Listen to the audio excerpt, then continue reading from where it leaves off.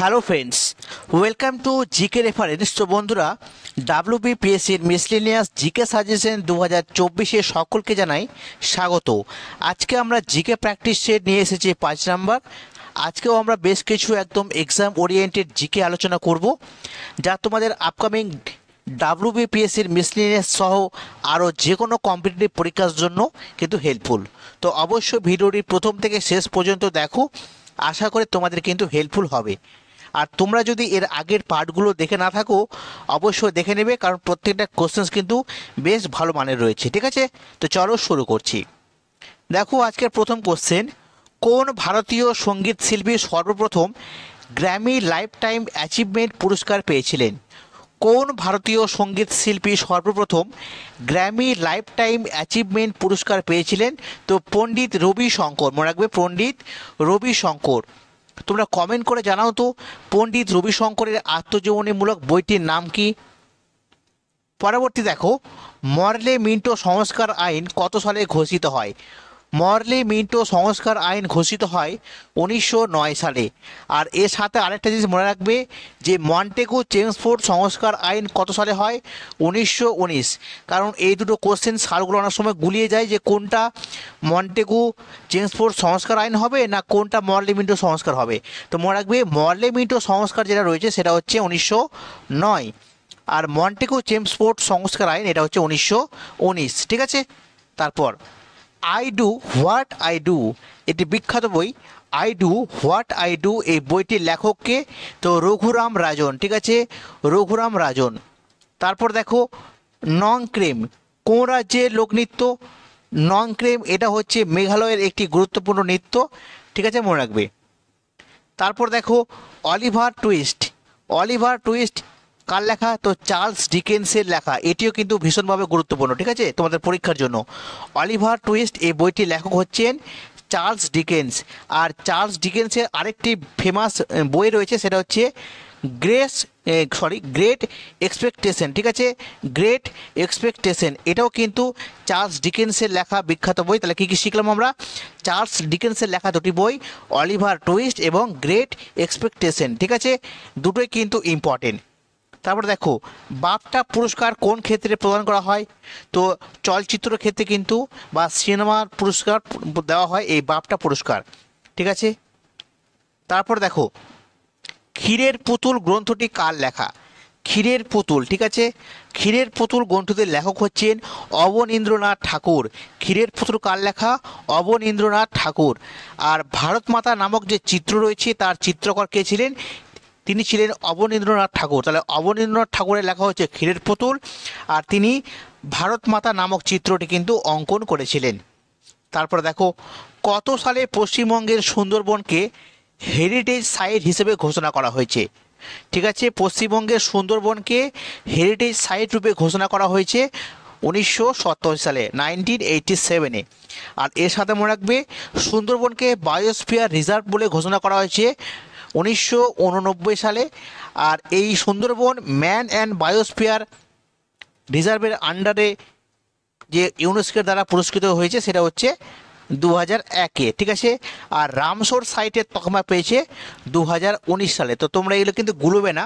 পশ্চিমবঙ্গের সুন্দরবন নিয়ে heritage site, biosphere reserve, man and biosphere এবং রামসর সাইট, এই চারটে কিন্তু বিখ্যাত সাল রয়েছে, তোমরা মনে রাখবে।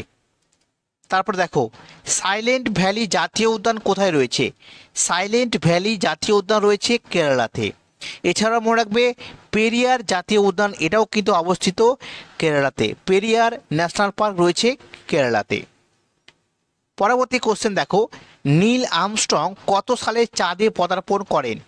নীল আর্মস্ট্রং কত সালে চাঁদে পদার্পণ করে?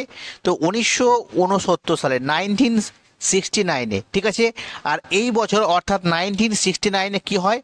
আমাদের ভারতের মহাকাশ যে গবেষণা সংস্থা ইসরো, এই ইসরো কিন্তু প্রতিষ্ঠিত হয়। ঠিক আছে, ইন্ডিয়ান স্পেস রিসার্চ অর্গানাইজেশন বা ইসরো প্রতিষ্ঠিত হয় কত সালে? তো 1969 সালে। ঠিক আছে, অবশ্যই মনে রাখবে।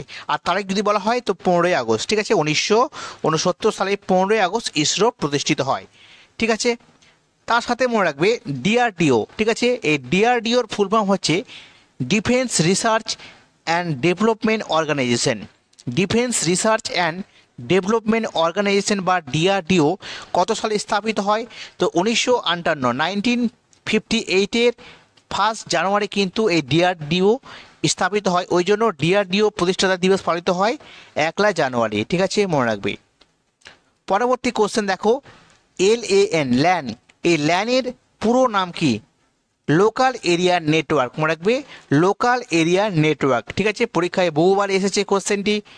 এর সাথে মনে রাখবে HTML এর পুরো নাম হচ্ছে hypertext markup language, hypertext markup language. ঠিক আছে, নেক্সট দেখো, বিশ্ব জনসংখ্যা দিবস কবে পালিত হয়?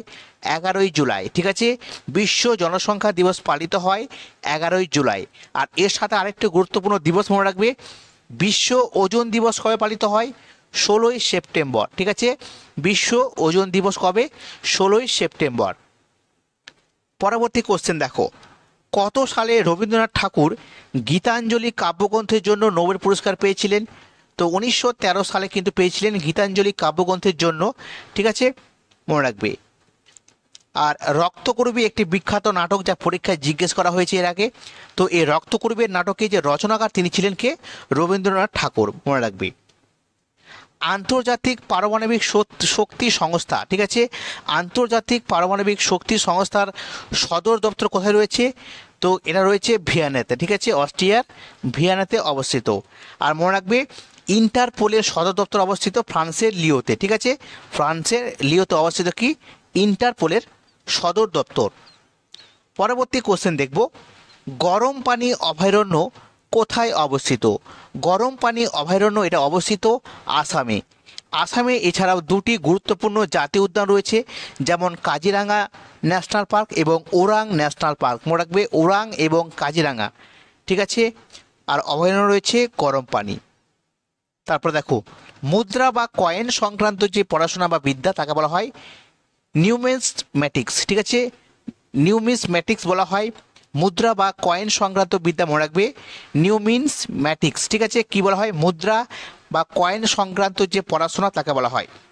এর সাথে মনে রাখবে মৃত্তিকার যে অধ্যয়ন, ঠিক আছে, মাটি সংক্রান্ত পড়াশোনা, একে বলা হয় পেডোলজি। আর নদীর যে অধ্যয়ন তাকে বলা হচ্ছে পোটামালজি।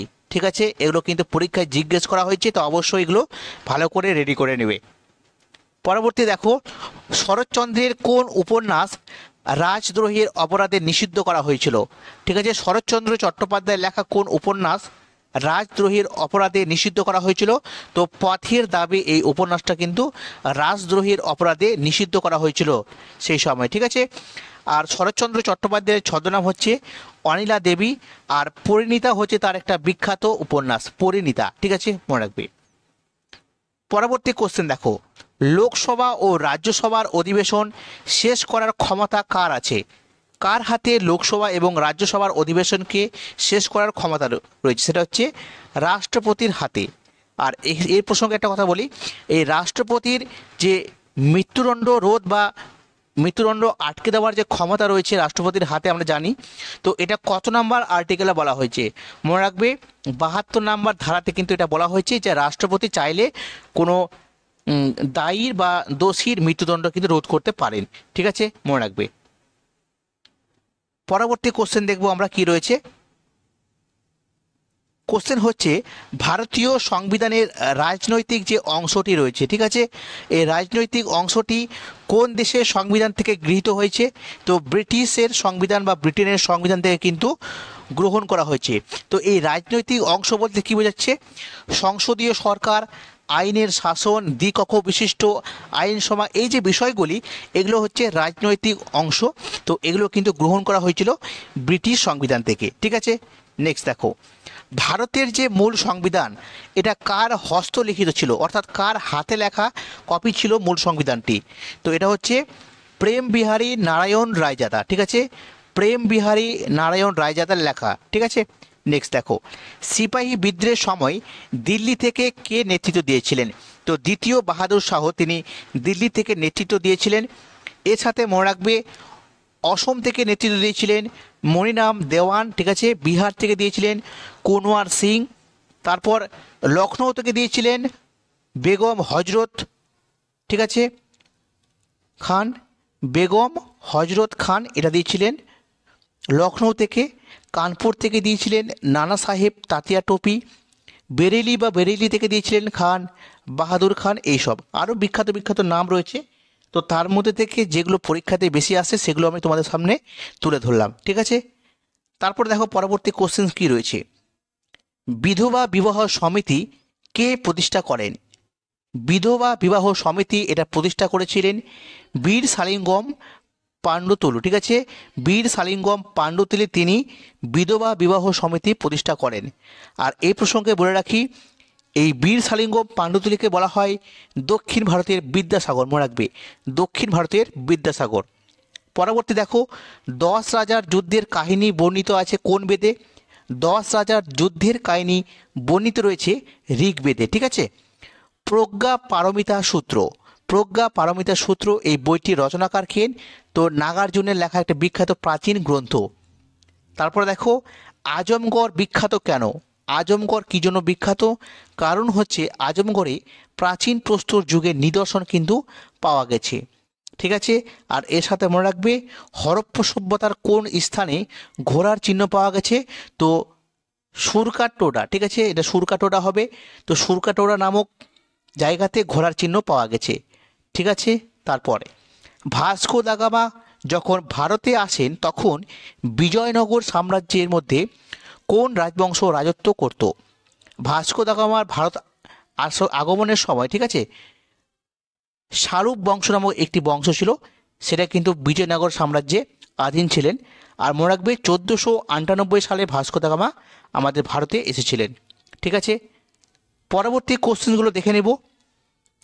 কোন উৎসেচকটি রক্তের জমাট বাঁধার জন্য প্রয়োজন? রক্তের জমাট বাঁধার জন্য প্রয়োজন থ্রোম্বোকাইনেজ নামক কিন্তু উৎসেচক। কি বললাম? থ্রোম্বোকাইনেজ নামক উৎসেচক। আর এর সাথে মনে রাখবে ভিটামিন কেটি কিন্তু রক্ত জমাট বাঁধতে সাহায্য করে। কে? Vitamin K. ঠিক আছে, নেক্সট, এক্সরোসি ফিল্মে হাড়ের ছবি স্পষ্ট দেখা যাওয়ার কারণ কি? এক্সরোসির যে ফিল্ম রয়েছে সেখানে হাড়ের ছবিকে স্পষ্ট দেখা যাওয়ার কারণ হচ্ছে হাড় এক্স রে দ্বারা কিন্তু অভেদ্য। ঠিক আছে, আর এই এক্স রের আবিষ্কার কে ছিলেন? তো বিজ্ঞানী রনজেন তিনি এক্স রে কিন্তু আবিষ্কার করেছিলেন। ঠিক আছে, মনে রাখবে। তারপরে দেখো 2 ওহম 3 ওহম এবং 4 ওহম মানে তিনটি রোধকে শ্রেণী সমবায়ে সংযুক্ত করলে তুল্য রোধ কত হবে? ঠিক আছে, তো মনে রাখবে তুল্য রোধের ক্ষেত্রে যদি তুল্য রোধ বের করতে বলা হয়, যদি শ্রেণী সমবায় বলে দেওয়া থাকে তাহলে কি করবে? সবগুলোকে যোগ করলে কিন্তু অ্যান্সার পেয়ে যাবে। ঠিক আছে, মনে করো ক্যাপিটাল আর হচ্ছে তুল্য রোধ, তাহলে তিনটি রোধ রয়েছে, একটা হচ্ছে small r1 plus small r2 plus small r3, তিনটাকে যোগ করলে অ্যান্সার পেয়ে যাবে। তাহলে 2 + 3 + 4 = 9 ওহম। ঠিক আছে, এটা হচ্ছে সঠিক উত্তর। তারপর দেখো, বহু বিভাজনের সাহায্যে বংশবিস্তার করে কোন প্রাণী? অ্যামিবা। বহু বিভাজনের সাহায্যে বংশবিস্তার করে অ্যামিবা। এর প্রসঙ্গে বলি, বুলবিলের সাহায্যে, ঠিক আছে, বুলবিলের সাহায্যে চুপড়ি আলু বংশবিস্তার করে। পত্রাশয়ী মুকুলের সাহায্যে বংশবিস্তার করে পাথরকুচি। ঠিক আছে, এগুলো অবশ্যই জানা তোমাদের দরকার। পরবর্তী কোশ্চেন দেখব কি রয়েছে। আয়নায় এবং জলের মধ্যে কোন প্রতিবিম্ব দেখতে পাওয়া যায়? আয়নায় বা জলের যে প্রতিবিম্ব গঠিত হয় তা হচ্ছে অসৎ বিম্ব। ঠিক আছে, আর মরুভূমির মরীচিকাও কিন্তু একটি অসৎ বিম্বের উদাহরণ। তো মনে রাখবে আয়না, জল এবং মরুভূমির মরীচিকা তিনটি কিন্তু অসৎ বিম্বের উদাহরণ। নেক্সট দেখো, এবং আজকের ক্লাসের শেষ প্রশ্ন, ক্লোরোফিল নষ্ট হওয়ার ফলে গাছের পাতা সবুজ হয়ে যায়, তো এটা কোন রোগে হয়? তো ক্লোরোসিস রোগে হয়। তো ক্লোরোসিস রোগে ক্লোরোফিল নষ্ট হয়ে যায় এবং গাছের পাতা হলুদ হয়ে যায়। ঠিক আছে, আর এর সাথে মনে রাখবে যে কোন কোন খনিজ উপাদান রয়েছে যা ক্লোরোসিস রোগে কিন্তু বিশেষ ভূমিকা রয়েছে, যেগুলোর অভাব দিলে গাছের কিন্তু পাতা সবুজ থেকে হলুদ হয়ে যাবে। তো প্রধান উপাদান রয়েছে ম্যাগনেসিয়াম, তারপরে রয়েছে নাইট্রোজেন, পটাশিয়াম, ম্যাঙ্গানিজ এবং জিঙ্ক। এই সমস্ত খনিজ উপাদানের ফলে কিন্তু গাছের যে ক্লোরোফিল রয়েছে পাতার মধ্যে সেটা কিন্তু সতেজ থাকে। ঠিক আছে, তো এগুলো ছিল আজকের কোশ্চেন। কেমন লাগলো তোমরা অবশ্যই কমেন্টে জানাও। যদি ভালো লাগে তো অবশ্যই লাইক করবে, শেয়ার করবে, আর নতুন হয়ে থাকলে চ্যানেলটি সাবস্ক্রাইব করবে। তোমরা সকলে সাপোর্ট করো, তোমাদের জন্য আরও ভালো ভালো ক্লাস রয়েবে, ঠিক আছে। এবং আমরা স্ট্যাটিক জিকের একটি সিরিজ নতুন করে শুরু করব, সেখানে তোমাদের আরও ভালো করে পড়ানো হবে। তো অবশ্যই তোমরা সাপোর্ট করবে, ঠিক আছে। তো আজকে এই পর্যন্তই, থ্যাংক ইউ।